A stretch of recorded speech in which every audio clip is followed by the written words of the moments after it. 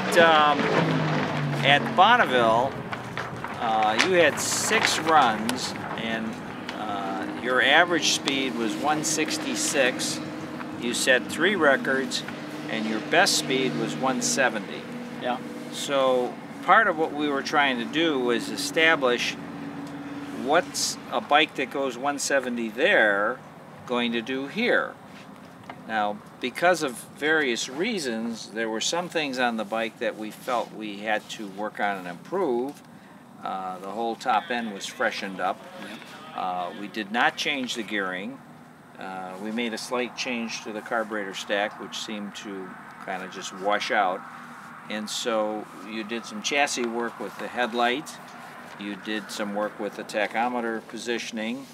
And so I think this was extremely successful, because in a standing mile, you cannot get going as fast as you can at Bonneville, where you have a 2-mile approach to a 1-mile trap. Yeah.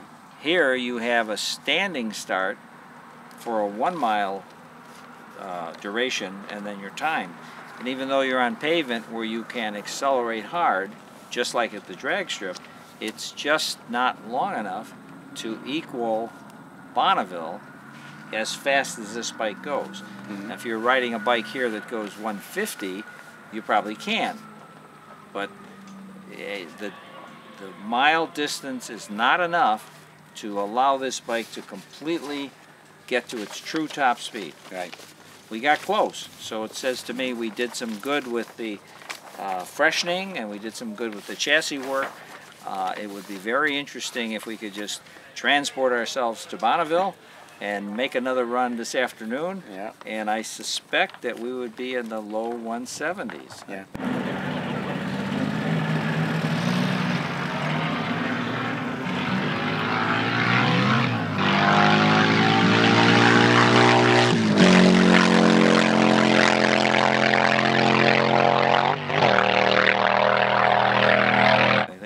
There's something there. So we're heading in the right direction. Your riding's been good. The last couple of runs were right on, very good.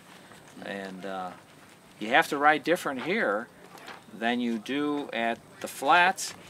It's much more like when we go to Union Grove drag strip, 1/4 mile for testing. Yeah, exactly, Warner. It's like a 1-mile drag strip. Yes, it is. Whereas at Bonneville, something that's important with bikes with bigger power is throttle management. Where you're not looking to slam it to the ground right away. It's more throttle management, more of like a ballet at Bonneville compared to here. Right. But I was really happy with the couple days we had. We decided to go into another class, a fuel class, and we upped our speed again to 169.86. So we're knocking on that 170 door here. Right. Where actually people would normally say, oh no, you won't even get close to it. Right, right. The flats are faster, even though it's got some negatives with regards to barometric pressure, temperature, altitude, surface. Yeah.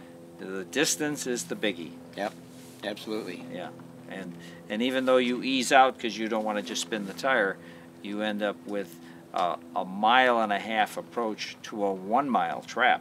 Right. So the numbers are way different. Way different. Yeah. Where here we have the 1-mile track with a 130-foot trap at the end of it. So it is a 1-mile drag strip. That's right. We made a good choice to leave the gearing the way it was. Yeah.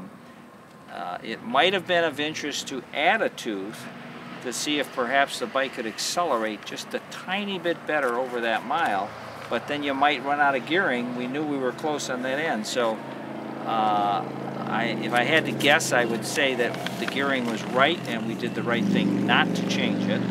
It's a lot of work, and all you're going to do is run up against the rev limiter.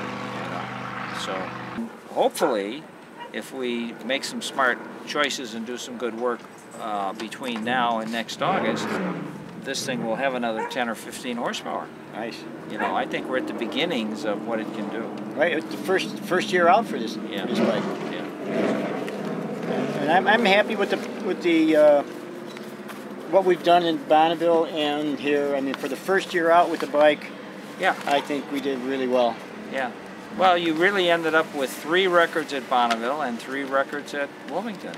You know, that's a very good score for the first time around. Obviously, those records are going to get tougher because as we set them, we keep raising the bar. Yeah. But that's okay. That's what we do. Yeah. That's the game. If we couldn't go better, we wouldn't be near as interested in all of it. Right. Yep. We want to be smart enough to figure it out. Yeah, exactly.